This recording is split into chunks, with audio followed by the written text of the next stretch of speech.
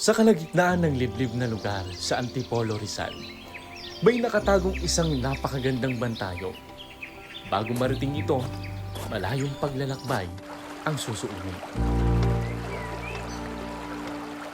May mga daan na sementado at mga lupa lang talaga papunta dito sa Panasugin Church.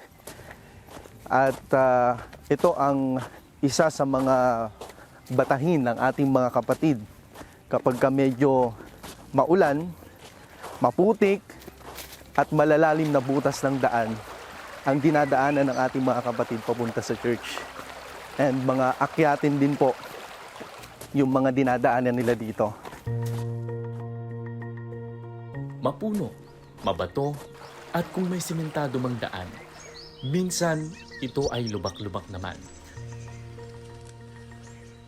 Pero sinong mag-aakala na sa ganitong lugar pala ay masusumpungan ang isang napakagandang bahay-sambahan, isang lugar kung saan nagkakatipon ang mga anak ng Diyos upang sumamba at magbigay kaluwalhatian sa kanyang pangalan.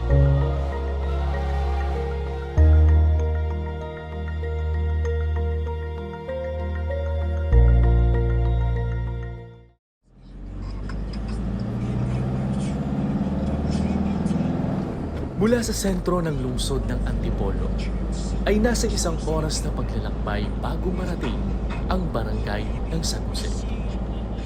Akala ko kapag sinabing city, puro mga building, mga establishment ang makikita mo. Pero dito pala sa Antipolo City, maraming mga nakatagong lugar sa mga liblib na lugar at mga kabundukan. At kung makikita po ninyo, itong dinaraanan natin, mainit siya pero nakaka-relax dahil puro mga puno yung nakapaligid sa'yo. Kaya mula dun sa main road, sa may semento, hindi na makakapasok yung sasakyan dahil bukod sa butas-butas yung daan, malalaki yung bato, at kapag umulan, sobrang putik.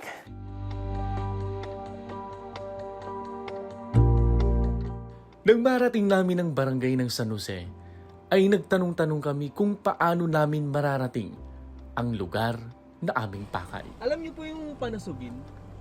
Panasugin po, alam niyo? Good morning po. Alam niyo po ba yung yung shopping po dito? Yung magandang church po. Nandito yun sir sa sa yung malaking chapel. Apo. Oo, nandito. Nasa gitna ng kabundukan. Nandito sa yun, sa doon. Pwede ko yung hatid. Nakapunta na po kayo dun, sir? Nakakapunta ako doon sir kasi kakilala ko yung yung para yung babae na doon. Yung sino pong babae? Yung taga-pahinaan. Kalimutan ko na. Ay, nagbabantay po. Oo, Pero yung pastor po doon, nakilala mo po? Yung sir, hindi ko pa nakilala yung pastor. Pero yung mga kasama niya, minsan nagpunta sa bahay yun. Yung mga babae na nasiwayata dito sa atas. Doon po kayo pupunta sir. Opo. Ano po masasabi niyo dun sa church po doon? Okay naman sir eh. Ano naman, ayun lang siyempre. Namangha yung mga tao at manlaki din sa gitna ng Pero marami naman members sila dyan sir. Ako po yung coordinator dito sir, chairman. Okay, brother Sa Raymond lugar. po. Sige po, salamat po. Sige po. Thank you po, thank you po. Thank you po. God bless po. So ayun po, natanong natin yung isa sa mga taga rito sa Panasugin at sabi nila namangha sila sa kapilya dito sa PMCC Fort Watch and biyaya ng Panginoon dahil ito ay nagbibigay din sa kanila ng taliwan every time na sila ay makakadaan doon. At ngayon po sasamahan tayo ni Chairman, yung napagtanungan natin kanina, papunta sa ating church dito sa Panasugin. Sinamahan kami ng chairman sa lugar na ito ng San Jose, hanggang sa lugar kung saan ay kailangan na naming maglakad upang marating ang kapilya ng PMCC Fort Watch dito sa Panasugin, San Jose, Antipolo City.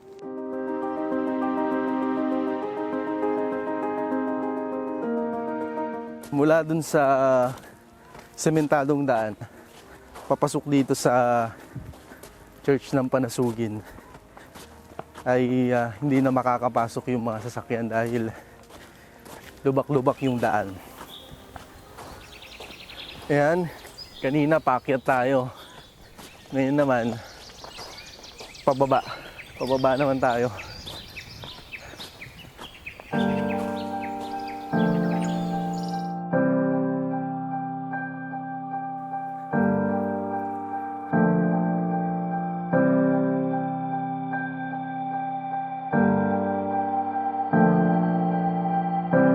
Nang marating namin ang sinasabing bahay-sambahan, ay namangha ako sa aking nakita. Malamansyon ang ganda nito na para bang isang pasyalan dahil sa ganda ng mga halaman sa labas ng bahay-sambahan. Praise God, grabe! Ang ganda ng church nyo, Pastor! Hello! Biyaya. Praise the Lord! Kumusta, Pastor Aris? Biyaya ng Panginoon. Hello po! Si Brother Raymond, pastoral staff. Praise the Lord! Kumusta po kayo? Okay lang po. Praise Mga God! pastoral Biyaya po, staff. nakarating po kami sa inyong Biyaya napakagandang church. Praise God! Pinakamagandang church Dito sa sa Antipolo. buong Antipolo. Praise Glory to God. God. Lalaban pa rin namin yan ng labas ka doon. Praise the Lord! Glory to God! Grabe! Mainit guys? nga lang. Oo. Mainit nga lang. Mainit pero yung papasok dito, Exciting. talagang nakaka-refresh dahil puro mga bundok yung mga Lahat puno. na pumupunta dito nalalayuan, pero pag nandito na, masaya na sila. Praise the Lord. Parang nasa langit na daw eh. Oo, napakaganda ng chapel niyo dito, Pastor. Biyaya. Tara, Praise God. pasok. Si Pastor Aris Jimenez ang itinalagang maging tagapangasiwa ng gawain ng Diyos sa lugar na ito. Ayon sa kanya, ay napasimula ng gawain sa lugar na ito dahil sa masipag at matyagang paghayo ng mga kapatid. Paano po ba napasimula ng gawain dito sa lugar na ito? From kay Sakat to Panasugin. Nagkaroon ng programa noon ang minamahal na late apostle, Arsenio Ferriol, yung tinatawag na RRB, Reaching Regions Beyond. Biyaya ng Panginoon, isa kami sa nabiyayaan na maipadala. At ito nga yung isa sa nabuksan itong Sitio kay Sakat. At biyaya ng Panginoon, bagamat mahirap talaga, alam naman natin ang pioneer ay isang napakahirap na gawain. Pero yun nga, doon tayo mas higit na nasusubok sa ating mga pagtatalaga bilang mga nagtalaga ng buhay sa Panginoon. At isang kagalakan sa Diyos na mapagkatiwalaan ng ganitong pagkakatiwala. Doon kami nag-start, hayo, lahat ng kaparaanan na itinuro sa atin ng mahal na apostol ay sinikap nating magawa. At alam natin na kung gagawin natin yon, doon tayo sasamahan ng Panginoon.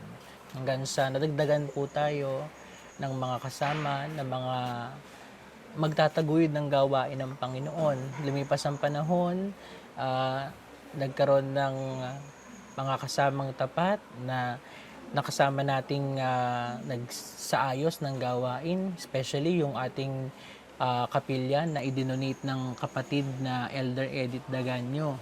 Yun ay isang bahay na dati nilang tirahan, pero dahil sila ay nakaunawang lubos sa gawain ng Diyos, isa sa kanilang naipaglingkod ay ang kanilang sariling bahay. Dinonate nila. 2025, ito ay biyayang maipagkaloob sa atin itong panusugin. Dahil nagkaroon ng pagkakataon na ito nga ay maipagawa ng ating minamahal na kapatid Elder Maribel Chua and Brother Alex ayon sa kanilang pangako sa minamahal na late apostle na maitayo itong bahay-sambahan.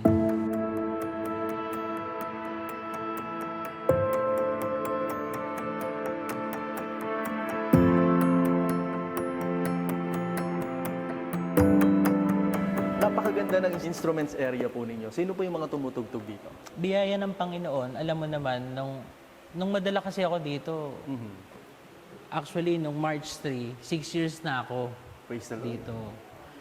Pero nung dinatnan ko talaga to, unang-una pa lang, as in wala talaga. Alam mo yun, syempre tayo, gaya ng nasa ng mga sugo ng Diyos na ang gawain dapat maayos, kumbaga ipinapakipaglaban. Nagnasa ako na magkaroon tayo ng music ministry. Yes. Kasi nung una talaga ang hirap eh. Alam mo naman pag bago ka pioneer, ang lagi nating ginagamit -1. Yeah, oo. Pero ngayon biyaya ng Panginoon, eto, sa tulong ng ating mga kapatid sa sama-samang tulungan, nakapag-produce tayo ng mga gamit. Praise the Lord. At saka, biyaya ng Panginoon, nagkaroon tayo ng mga tao na tutugtog. Praise God. Kaya kami, biyaya ng Panginoon. Meron kaming banda, Praise the Lord. biyaya ng Diyos. Kaya, yun ang isa sa pinagpapasalamat ko sa Panginoon. Dahil, isa sa nagpapaganda ng gawain ay ang tugtugan. Amen. Kaya kami ngayon, yan, biyaya ng Panginoon. Praise the Lord. Glory to God. Meron And kaming gamit na ginagamit. praise God. And ito po, Pastor, sino po ang may idea nitong design? Ito, actually, itong idea ng design nito, yung nagpagawa nating kapatid na elder mula sa Manila Local, si Elder Maribel Chua at saka si Brother Alex, yung kanyang brother husband. Yan, napakaganda kasi, kumbaga, ito pa lang yung lokal natin na may ganitong design.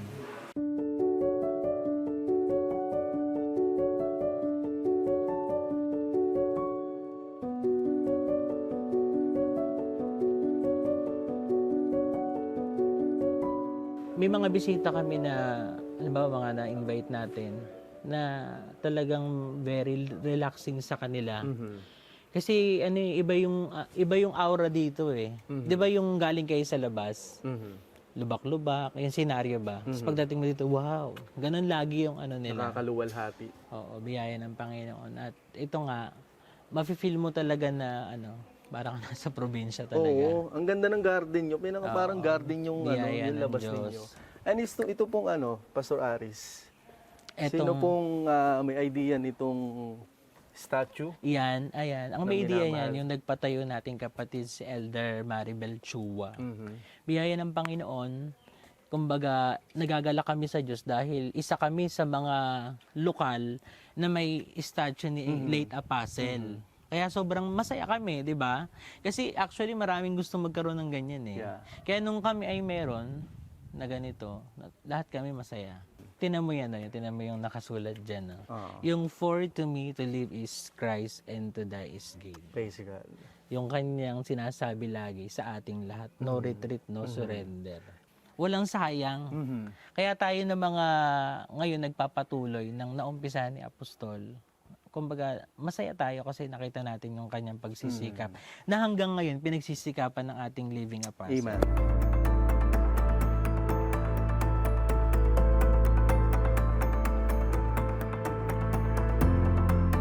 Bagaman para kay Pastor Aris ay malaking biyaya ng Diyos na magkaroon sila ng napakagandang bahay-sambahan. Subalit ang kaakibat nito ay ang pagtitiis at sakripisyo ng mga kapatid sa tuwing sila ay dadalo ng gawain o pagsamba sa ating Panginoon. Pag maulan, maputik.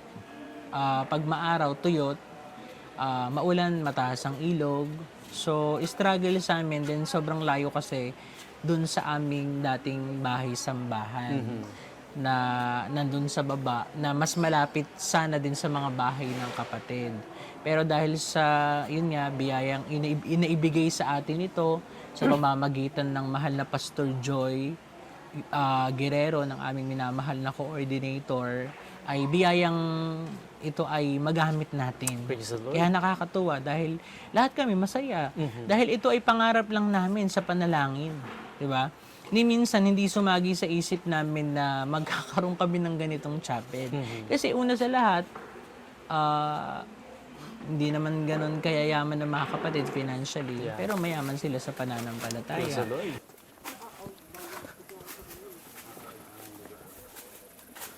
Nakabukas sa atas.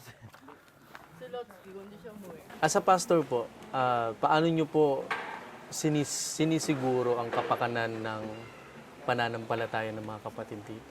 Isa sa pinanghahawakan natin lagi, yung una, syempre yung mga pangako ng Diyos, at syempre sunod yung katapatan ng kanyang mga sinugo.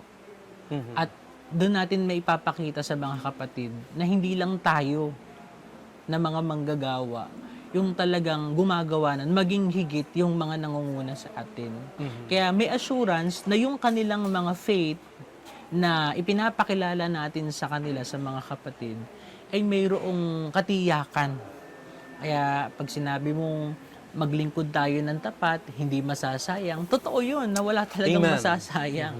Kaya kahit yung nasa panahon ng kahirapan, may bagyo, mayroong iba't ibang mga pakikipagbaka, ang kapatid nananatiling maglilingkod. Kasi naniniwala sila na kahit anong mangyari, gaya ng salita ng Diyos sa aklat ng mga taga-Roma, na tayo higit pa sa mga mapagtagumpay. Amen.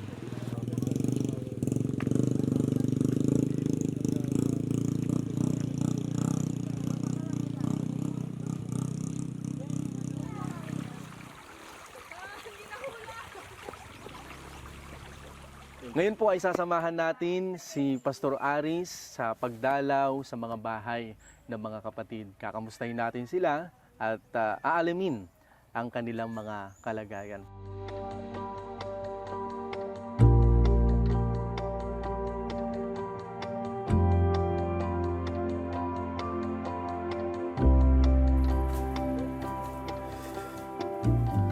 Sabi ni Pastor, ang isa sa nakakatakot din dito, may mga wild animals. Tama ba, Pastor? Meron din. Like, mga ahas. Lalo na syempre ahas. Oo.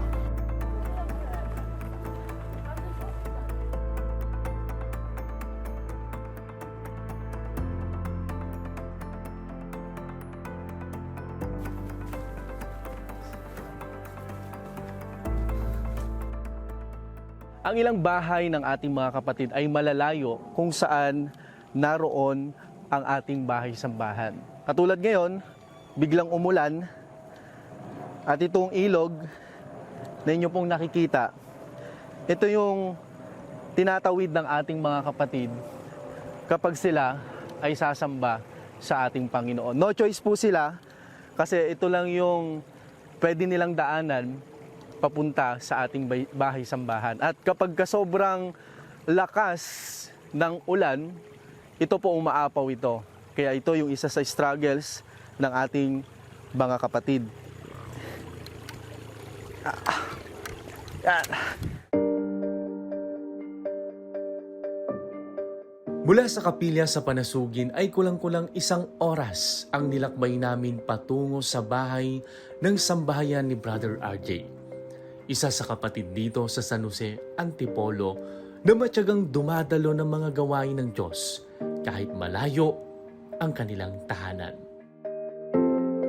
Grabe. Biyaya Ganda po ng lugar niyo ah. Brother RG. Layo po. Pero sarap.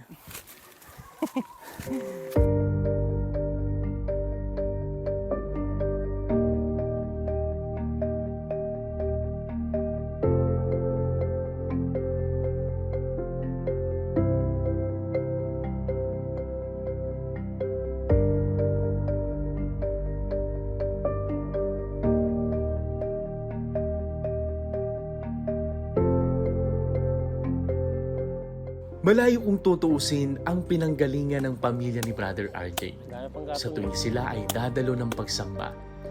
Pero hindi naging hadlang sa kanila ang distansya ng paglalakbay, makarating lamang sa kapilya. Brother RG, ano po yung mga pagsubok na nararanasan nyo every time na dadalo kayo ng gawain? Especially kapag ka-Sunday. Yun po, yung mga paglalakad po ng malayo kasi long distance po yung ng chapel natin. Kung minsan naman, nag-ano ng sariling commute para makadalo. Kapag ka naglalakad po kayo, ano po yung madalas na naiisip po ninyo?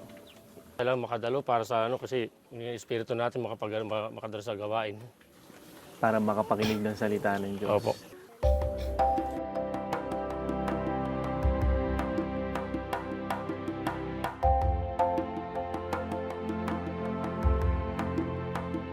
Masamang panahon naman ang masasabing pagsubok para sa pamilya ni Sister Eunice. Sa tuwing sila ay dadalo ng pagsamba sa kapilya, dahil bukod sa madulas at maputik ang daan, ay malakas na daloy ng tubig sa ilog ang kanilang hinaharap. Pagka ang panahon ay maulan, may bagyo, kinakailangan naming huminto doon sa putol na daan at lalakarin yung natitirang rough road o lubak na daanan. Then may kailangan kaming tawirin na ilog. Biyaya ng Panginoon kasi nung unang kami ay nalipat dyan, 2 ilog ang aming tinatawid. Pero sa kahabagan, yung natapos ang construction, meron ng isang ilog, bagamat iyon maliit, pag kasi tumaas ang tubig, mahirap din siya tawirin. Then ang nagiging struggle namin kung minsan ay yung way of transportation namin. Bagamat 4 ang aming sasakyan, hindi pa rin ito nagiging sapat. Pero sa biyaya ng Panginoon, kami patuloy na ipinaglalaan ng magiging way para lalo kaming makapagpatuloy sa aming paglilingkod.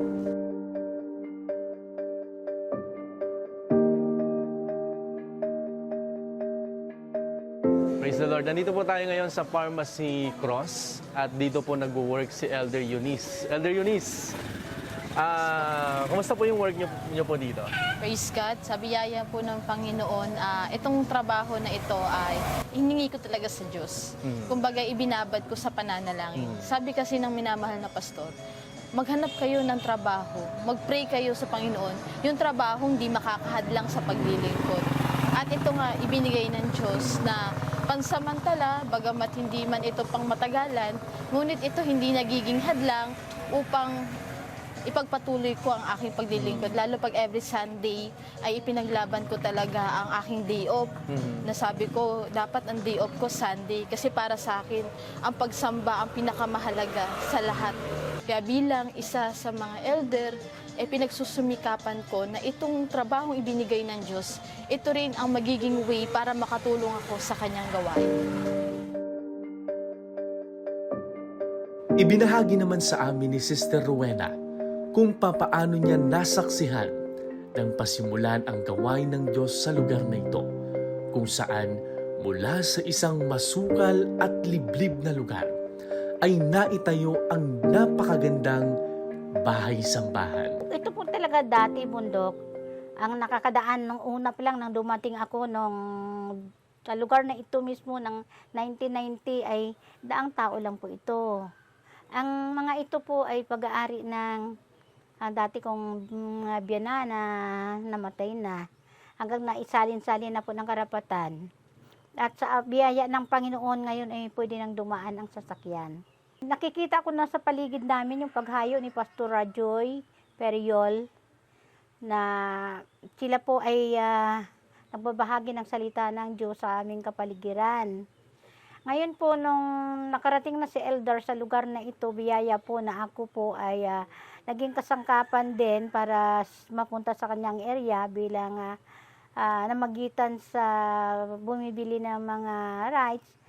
At biyaya po na ako po ang itinalaga din ng Panginoon na maging caretaker po niya. Sa kanyang pag-ibig sa gawain bilang elder, pinangarap niya maglagay siya ng church po dito.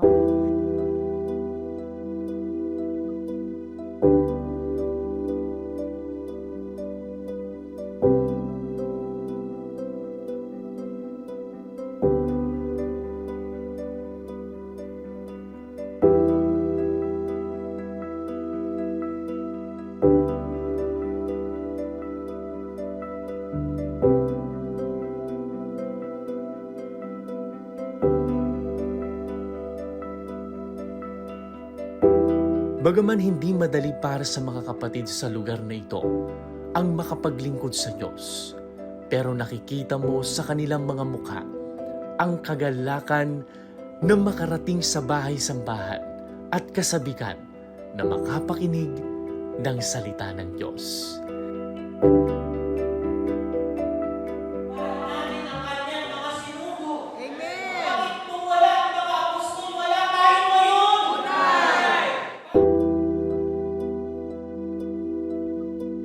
Naging malaking hamon din kay Pastor Aris ang pananampalataya ng mga kapatid sa lugar na ito upang lalo niyang pagbutihin at pagtapatan ang kanyang ministeryong tinanggap sa Panginoon. Kasi kung naibibigay nila yung pinakamabuti, na sila kapatid lang, mas lalo na tayo na naibigay natin yung ating mga buhay. Dahil sila, bagaman may mga limitasyon bilang mga kapatid, syempre may iba-iba rin silang mga pakikipagbaka.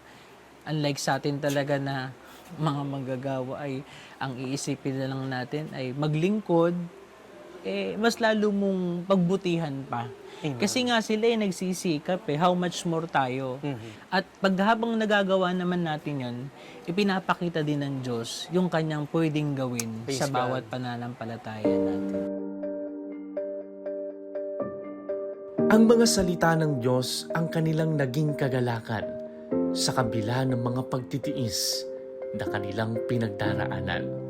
Mga katotohanan mula sa aral ng mga sugo ng Diyos na nagpapatibay sa kanilang pananampalataya.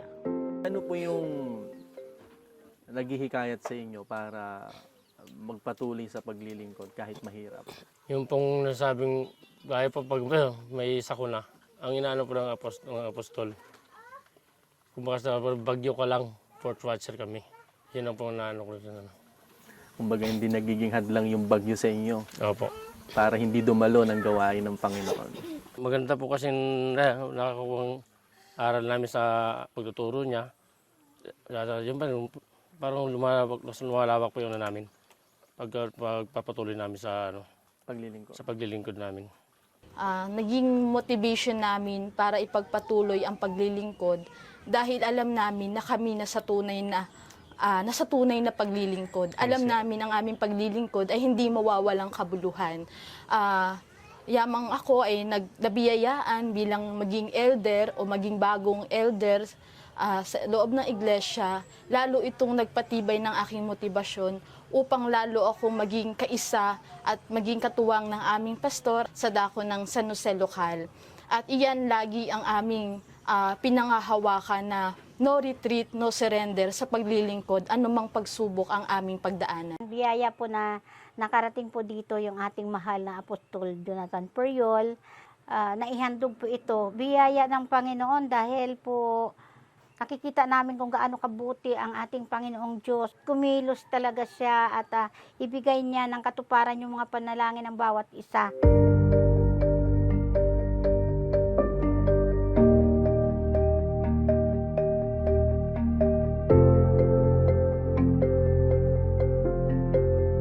Pastor, ano pa po yung vision nyo sa lokal na ito at para sa mga kapatid? Kasi ang gawain kasi hindi naman paliit palaki kasi ang gawain So kahit kami nasa bundok, ang lagi kong sinasabi sa mga kapatid, isipin natin na tayo taga Manila din. Hindi tayo magpapahuli, kaya lahat ng programa sa church, sa iglesia ng Panginoon, sa kawakasan ng mga huling araw, sinisikap naming masabayan. Amen. Kahit, lalo na yung oras ng katotohanan. Totoo, napakahirap talaga ng signal dito. Pero biyaya ng Diyos, sinisikap namin itong mapanood as Sunday school namin sa aming gawain. Kaya bilang manggagawa ng Diyos, biyaya na taon-taon dapat lagi kang may vision.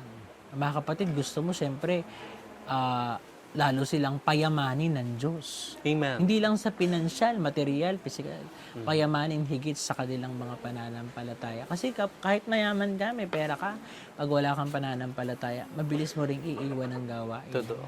Pero kapag ang faith mo malaki, dumating man ang pagsubok, hindi mo basta iiwan ang gawain ng Panginoon.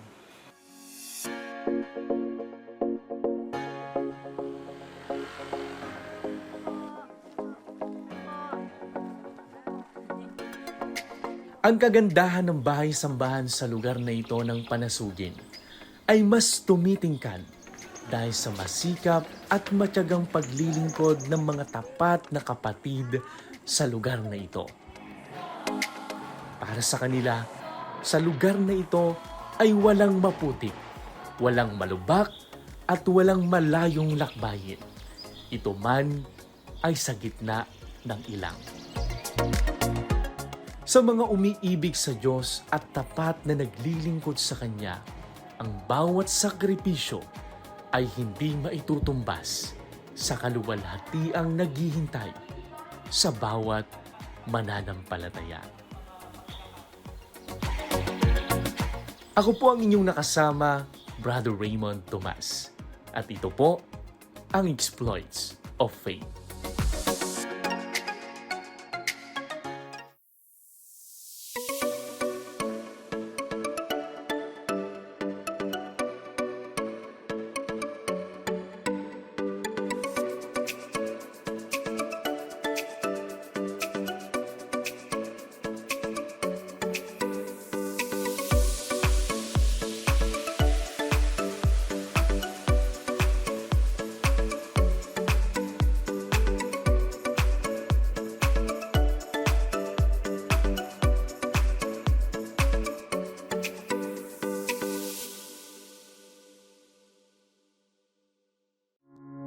Join us as we continue to spread the message of truth through Fourth Watch Media. Prayer Power. Fourth Watch News. Apostles' Take. Exploits of Faith. Oras ng Katotohanan Classics. Home Free Radio Philippines and USA. Hora de la Verdad. Sure Word Magazine. Life Radio Lucena. Life Radio Santiago. Wherever you are, we are with you, bringing the truth of God's Word and changing lives one broadcast at a time. Stay tuned, stay inspired, and always keep your eyes on Fourth Watch Media, evangelizing the lost, edifying the saints.